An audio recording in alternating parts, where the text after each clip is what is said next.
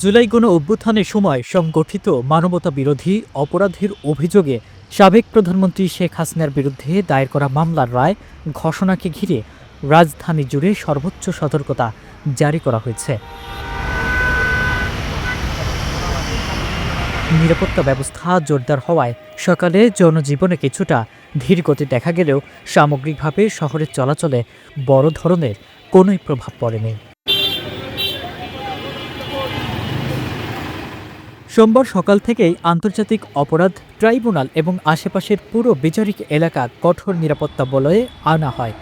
Supreme court, মাজার gate ও সংলগ্ন শহরগুলোতে অতিরিক্ত পুলিশ, র্যাব, বিজিবি ও সেনা সদস্য মোতায়েন করেছে। ট্রাইব্যুনালের ভেতর বাইরে টহল জোরদার করা হয়েছে। সন্দেহভাজন ব্যক্তিদের তল্লাশি ও জিজ্ঞাসাবাদ করা হচ্ছে।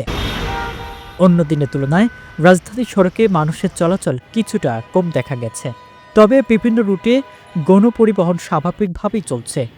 গুলিস্তান, জিরো পয়েন্ট, মতিঝিল, পল্টন, শাহবাগ ও কারণ বাজার এলাকায় যান চলাচল ছিল নির্বিঘ্ন।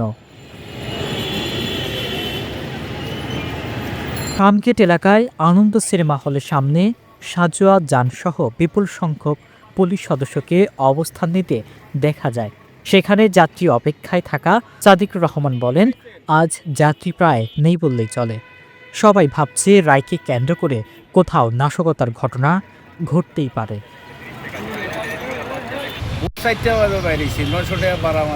ঢাকা শহরে তো মনে করেন ফাঁকা, কোনো মানুষ তো বাড়িতেছে না, আতঙ্ক ভয়ে। রাস্তাঘাট তো ফাঁকা, কোনো জাম নাই, মানুষ তো আতঙ্কে বাড়িতেছে না। তবে আইন শৃঙ্খলা রক্ষাকারী বাহিনী জানিয়েছে, সম্ভাব্য সহিংসতা বা যে কোনো ধরনের নাশকতা মোকাবেলায় তারা সম্পূর্ণ প্রস্তুত।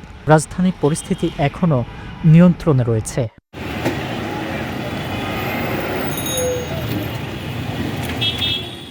বাণিজ্য বার্তা, ঢাকা।